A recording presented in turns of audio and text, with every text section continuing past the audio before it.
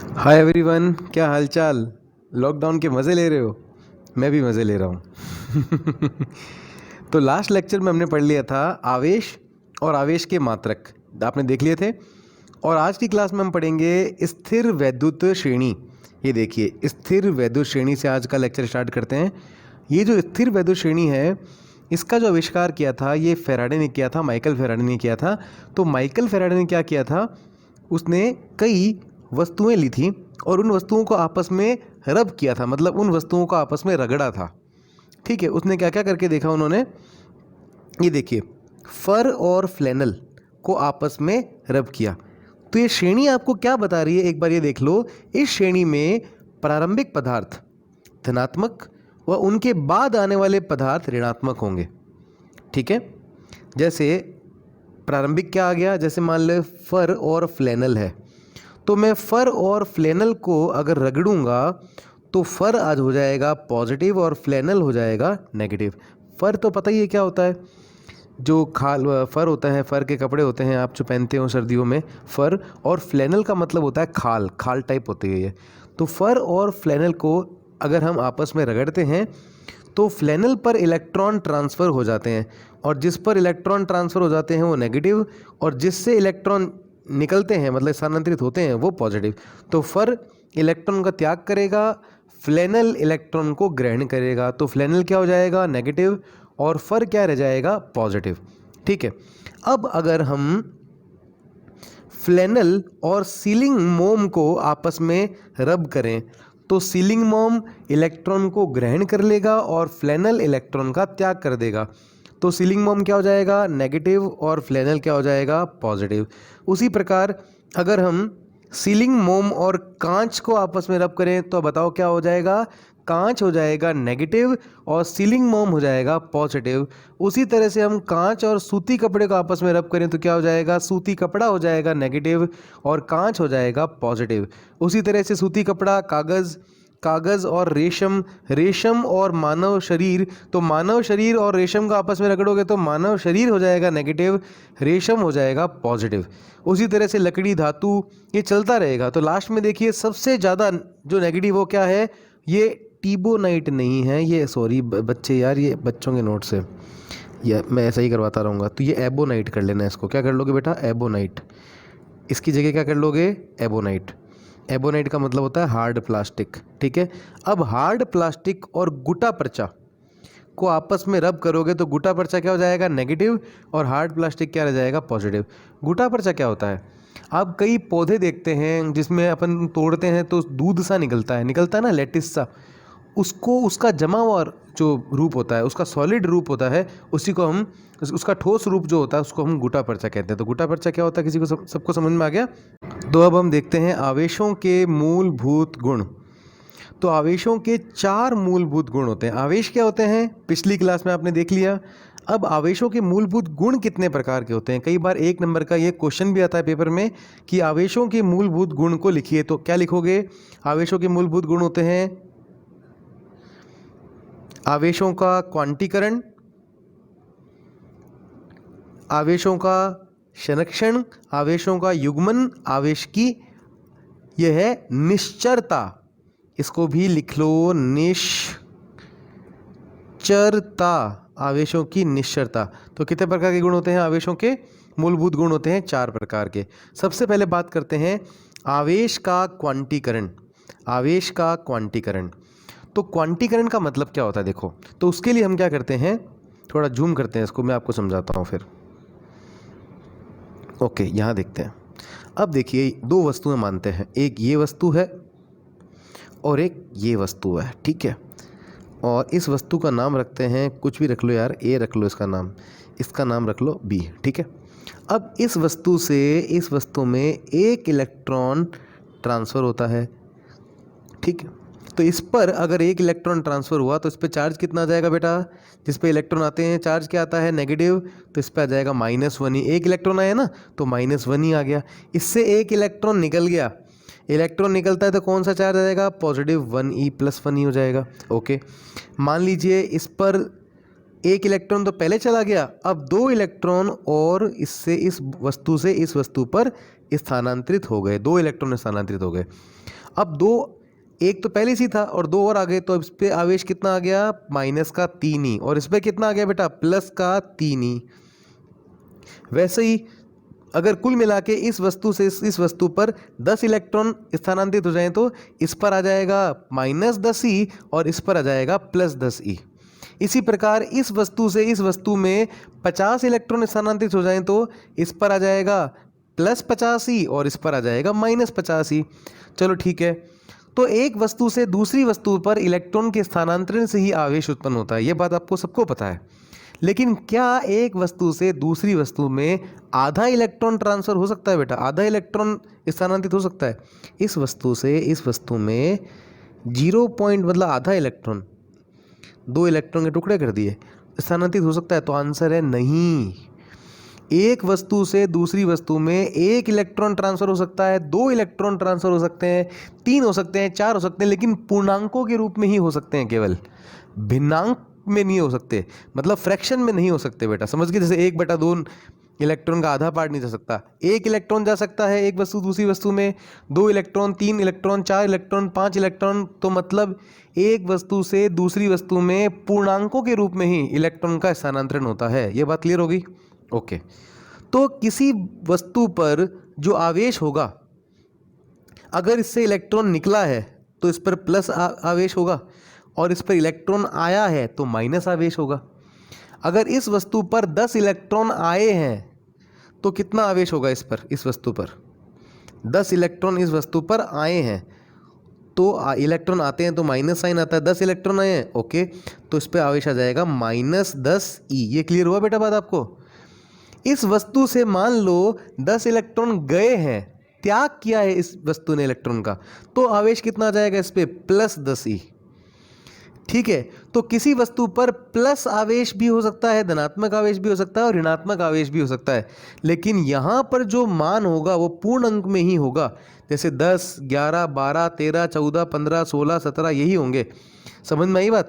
तो अब देखिए, कोई वस्तु में बना रहा हूँ, जैसे ये एक वस्तु है, उस पर धनात्मक आवेश हो सकता है, हाँ, अगर इसने इलेक्ट्रॉन का त्याग किया है तो धनात्मक आवेश हो सकता है इस पर ऋणात्मक आवेश हो सकता है, हाँ, अगर इसने इलेक्ट्रॉन को ग्रहण किया है तो इस पर ऋणात्मक आवेश हो सकता है।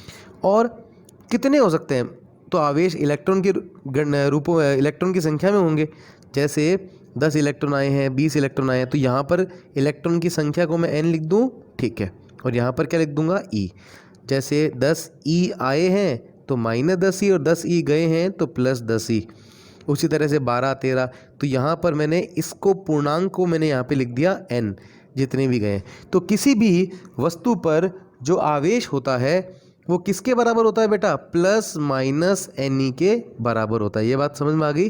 किसी भी वस्तु पर जो आवेश होता है वो इलेक्ट्रॉन के पूर्ण गुणज के रूप में ही विद्यमान रहता है।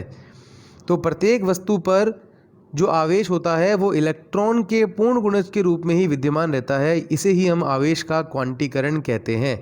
पर तो क्या लिखेंगे, परिभाषा क्या लिखोगे बताओ? क्वांटीकरण के सिद्धांत के अनुसार किसी वस्तु पर,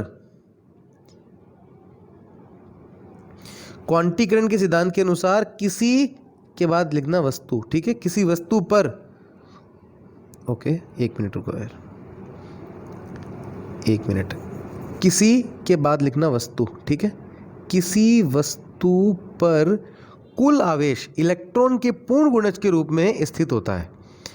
ठीक है, कुल आवेश कितना है बेटा, Q = ±Ne, तो कुल आवेश मतलब ये कुल आवेश इलेक्ट्रॉन के पूर्ण गुणज के रूप में स्थित रहता है, इसे ही आवेश का क्वांटीकरण कहते हैं। जो सूत्र है वो क्या देखा आपने, सूत्र देखा Q = ±Ne, इसका मतलब वस्तु पर आवेश धनात्मक भी हो सकता है और ऋणात्मक भी हो सकता है, इसका मतलब है, और n का मतलब है पूर्णांकों के रूप में होता है, और E मतलब इलेक्ट्रॉन के पूर्ण गुणज के रूप में होता है। तो किसी वस्तु पर आवेश इलेक्ट्रॉन के पूर्ण गुणज के रूप में विद्यमान रहता है, इसे ही क्वांटीकरण कहते हैं। तो यहाँ Q क्या है, वस्तु पर उपस्थित कुल आवेश, n क्या है, इलेक्ट्रॉनों की संख्या, और E क्या है, 1.6 10⁻⁻19। तो सबको समझ में आया बेटा आवेश का क्वांटीकरण क्या होता है? ओके। उसके बाद हम कुछ न्यूमेरिकल देख लेते हैं। तो ये न्यूमेरिकल में कह रहा है एक कूलाम में कितने इलेक्ट्रॉन होते हैं। ये कह रहा है एक कूलाम आवेश में कितने इलेक्ट्रॉन होते हैं। तो क्वेश्चन में क्या पूछा है, क्या दिया हुआ है, तो सबसे पहले में दिया हुआ है आवेश। कितना दिया हुआ है बेटा, एक कूलाम। पूछ रहा है कितने इलेक्ट्रॉन होते हैं, कितने मतलब अपन को n निकालना है, n मतलब इलेक्ट्रॉन की संख्या पूछ रहा है ये। ओके, तो हमें सूत्र पता है बेटा, क्या होता है सूत्र, Q equals two plus minus NE। Q कितना दे दिया बेटा अपन को, 1। Q का मतलब होता है आवेश, कह रहा ना एक कूलाम आवेश, तो Q की जगह हम 1 लिख देंगे, N की जगह N पड़ा है, और E का मान तो सबको पता है, इलेक्ट्रॉन पर आवेश कितना होता है, 1.6 10 की पावर -19 कूलम। हमेशा याद रखो बेटा, एक इलेक्ट्रॉन पर इतना आवेश होता है, ठीक है। अब आपको निकालनी क्या है, इलेक्ट्रॉन की संख्या, तो 1 बराबर N इंटू 1.6 10 की पावर -19, समझ में आया। ओके, अब क्या करेंगे, N की वैल्यू निकालनी है, तो 1.6 10⁻⁻19 कहाँ चला जाएगा बेटा, बट्टे में चला जाएगा। देखिए 1 के अपॉन में आ जाएगा, तो N की वैल्यू हो जाएगी 1/1.6 10⁻⁻19। अब -10⁻⁻19 ऊपर आएगा, क्या बन जाएगा, +19। अब इसको हमने करा क्या है पता है आपको, हमने यहाँ पर 1.6 ये पॉइंट हटाया, तो ऊपर क्या आ गया, 10 आ गया, -19 ऊपर गया। ये देखिए आराम से देख लो बेटा, आराम से, ये पॉइंट हटाया ना बेटा इसका, तो ऊपर 10 आ गया, ठीक है। और ये -19 है, इसको मैं काटता हूँ, ऊपर ले लेता हूँ, तो क्या हो गया बेटा, ये +19 हो गया। अब इसका एक 10 अगर ले लूँ मैं, इसका एक 10 निकाल के इसको मल्टीप्लाई करा दूँ, तो ये तो बन जाएगा 100, और इसको मैं लिख दूंगा 18। समझ में आई बात। तो ये स्टेप यहाँ पर हुआ है, इसको मैं लिख दूंगा 18। तो ये स्टेप क्लियर हुआ सबको। ओके, अब 100 में 16 का भाग दो तो कितना आएगा, 6.25। तो एक कूलाम आवेश में कितने इलेक्ट्रॉन होते हैं, 6.25 10 की घात 18, ठीक है। एक कूलाम में कितने आवेश होते हैं बेटा, 6.25 10 की घात 18। कोई यूनिट नहीं लिखनी होगी, तो संख्या है इलेक्ट्रॉन की, समझ में ये बात। तो ये क्वेश्चन क्लियर हो गया। ओके, हाँ, तो किसी शुष्क दिन में एक व्यक्ति अपने बालों में कंघा करता है, उससे 10 की घात 22 इलेक्ट्रॉन निकलकर कंघे पर चिपक जाते हैं। आवेश का कुल मान ज्ञात करो, कंघे पर कितना द्रव्यमान स्थानांतरित हुआ। तो हम क्या करते हैं, जब भी हम कंघा करते हैं और हमारे बाल सूखे होते हैं, तो हमारे बालों से इलेक्ट्रॉन कंघे पर स्थानांतरित हो जाते हैं, क्योंकि हमारे बालों पर इलेक्ट्रॉन दुर्बल रूप से बंधे होते हैं, ठीक है। तो हमारे बालों से इलेक्ट्रॉन कंघे पर स्थानांतरित हो जाते हैं। तो यह भी एक क्वेश्चन में कह रहा है कि 10 की घात 22 इलेक्ट्रॉन निकल गए बालों से और कंघे पर चिपक गए, तो कंघे पर कितना आवेश आ गया। तो दिया क्या है, 10 की घात 22 इलेक्ट्रॉन, मतलब इलेक्ट्रॉनों की संख्या दी है बेटा हमें 10 की घात 22, और पूछा क्या है, कितना आवेश, आवेश का वैल्यू पूछी है। तो आवेश क्या होता है बेटा, Q, और Q का सूत्र क्या होता है, Q इक्वल टू NE। तो N की जगह क्या रखोगे, 10 की घात 22 रखोगे ना, ये देखो N की जगह क्या रखोगे, 10 की, Q equal to NE, N की जगह 10 की घात 22 और E की जगह 1.6 10 की पावर -19। समझ में आ गया। 10 की घात -19 और +22 कितना हो गया, 10 की घात +3। तो आंसर कितना आ गया, Q इक्वल टू 1.6 10⁻⁻13, ठीक है। आगे देखो, अब दूसरा क्वेश्चन ये कह रहा था कंघे पर कितना द्रव्यमान स्थानांतरित हुआ। तो एक बात बताओ, जब एक वस्तु से दूसरी वस्तु में इलेक्ट्रॉन जाते हैं तो क्या द्रव्यमान भी जाता है क्या। हाँ, एक बात सुनो, एक वस्तु से दूसरी वस्तु में जब इलेक्ट्रॉन स्थानांतरित हो रहे हैं, इलेक्ट्रॉन का द्रव्यमान भी होता है। इलेक्ट्रॉन पे द्रव्यमान होता है नहीं होता है, होता है। कितना होता है, देखो इधर, एक मिनट, इलेक्ट्रॉन पर द्रव्यमान होता है क्या, हाँ, कितना होता है, 9.1 10 की घात -31 kg होता है इलेक्ट्रॉन पे द्रव्यमान। तो एक बात बताओ, एक वस्तु से दूसरी वस्तु में जब इलेक्ट्रॉन जाएंगे तो इलेक्ट्रॉन का द्रव्यमान भी तो जाएगा। सही बात है ये। तो ये कह रहे हैं कि क्या कंघे पर द्रव्यमान भी स्थानांतरित हुआ है क्या। हाँ, तो इलेक्ट्रॉन स्थानांतरित हुए हैं, तो इलेक्ट्रॉन पे द्रव्यमान है, तो द्रव्यमान भी स्थानांतरित हुआ है। तो कितने इलेक्ट्रॉन स्थानांतरित हुए हैं, 10 की घात 22 इलेक्ट्रॉन स्थानांतरित हुए हैं। और एक इलेक्ट्रॉन का द्रव्यमान कितना होता है बेटा, 9.1 10 की घात -31। तो गुणा कर दो। जैसे मान लो हम कहेंगे एक 2 इलेक्ट्रॉन स्थानांतरित हुए हैं, तो 2 इलेक्ट्रॉन का द्रव्यमान कितना हुआ, 2 × एक इलेक्ट्रॉन का द्रव्यमान। अब कितने इलेक्ट्रॉन स्थानांतरित हुए हैं? 10 की घात 22, तो 10 की घात 22 इंटू एक इलेक्ट्रॉन का द्रव्यमान, तो कुल हमें द्रव्यमान कितना स्थानांतरित हुआ पता लग जाएगा। तो 10 की घात -31 और 10 की घात +22 कितना हो जाएगा? 10 की घात -9। तो ये आ गया हमारे पास आंसर कि इतना द्रव्यमान स्थानांतरित होगा। क्लियर होगी बेटा बात आपको? ओके, तो देख लेते हैं एक बार टाइम कितना है। चलो ये वाला न्यूमेरिकल भी सॉल्व कर लेते हैं। एक वस्तु में प्रति सेकंड 10 की घात 12 इलेक्ट्रॉन, ये ना न्यूमेरिकल ढंग से देखना यार, थोड़ा सा अलग है ये, अच्छी तरह समझना, बहुत इंटरेस्टिंग है ये। एक वस्तु में प्रति सेकंड 10 की घात 12 इलेक्ट्रॉन स्थानांतरित होते हैं। एक कूलाम आवेश को स्थानांतरित होने में कितना समय लगेगा? अब समझो ये बात, 10 की घात 12, ओके, ये एक वस्तु है, ठीक है, इस पर इलेक्ट्रॉन आ रहे हैं, इस वस्तु पर प्रति सेकंड कितने इलेक्ट्रॉन आ रहे हैं बेटा? 10 की घात 12, इतने सारे इलेक्ट्रॉन प्रति सेकंड इस वस्तु पर आ रहे हैं। तो इस वस्तु पर 10 की घात 12 इलेक्ट्रॉन एक सेकंड में इस वस्तु पर आ जाते हैं। तो इस वस्तु पर एक कूलाम आवेश कितने समय में आएगा? अब बात क्लियर हुई नहीं हुई? क्लियर हुई कि एक वस्तु है, उस पर एक सेकंड में 10 की घात 12 इलेक्ट्रॉन आते हैं, उस पर एक कूलाम आवेश कितनी समय में आ जाएगा। तो पहले हम देखेंगे कि एक कूलाम आवेश में कितने इलेक्ट्रॉन होते हैं। तो अभी पिछले न्यूमेरिकल में, न्यूमेरिकल नंबर 1 में आपने देखा कि एक कूलाम आवेश में कितने इलेक्ट्रॉन होते हैं बेटा? 6.25 10 की घात 18, याद आ गया क्या? ओके, तो एक कूलाम आवेश में इतने इलेक्ट्रॉन होते हैं।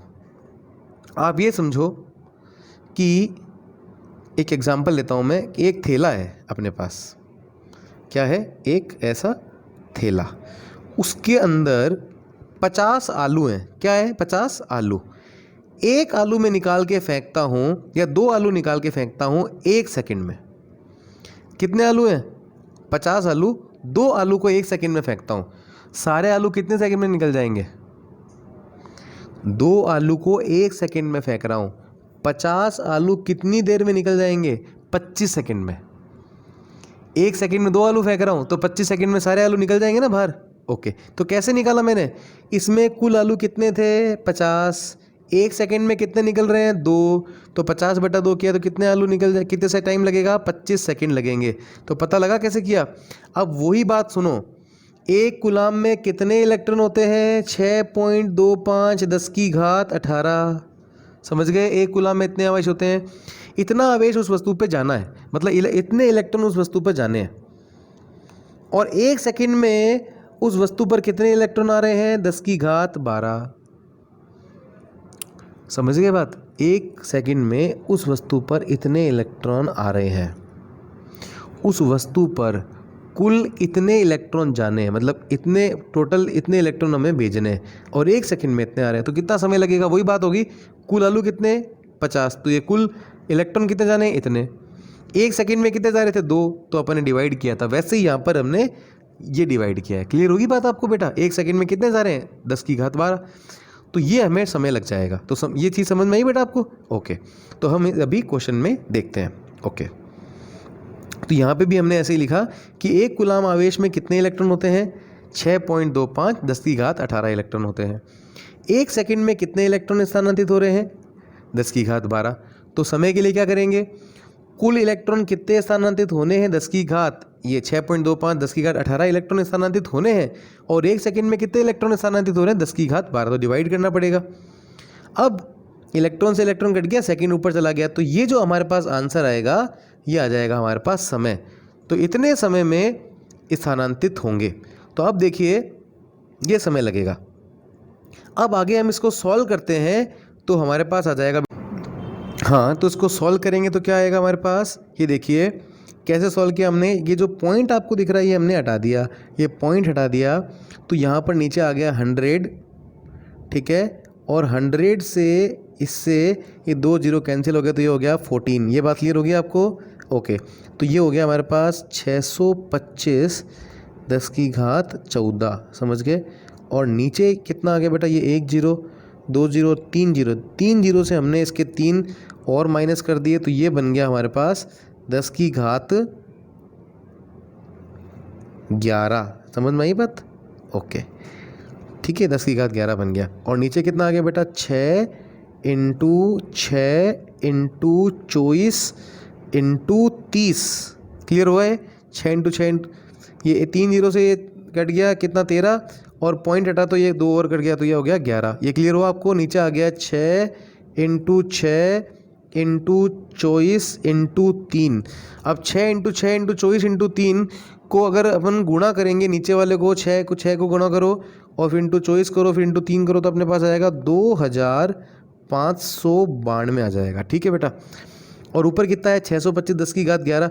तो 625 को बना लो तुम 6250 बना लो, और इसको लिख दो इंटू 10 की घात 10।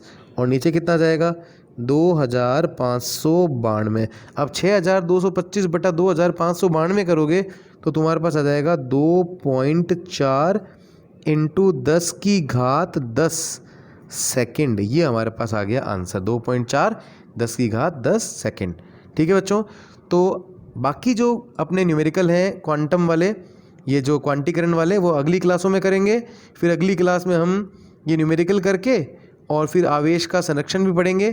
तो आज की क्लास में केवल इतना ही, बाकी करेंगे नेक्स्ट क्लास में।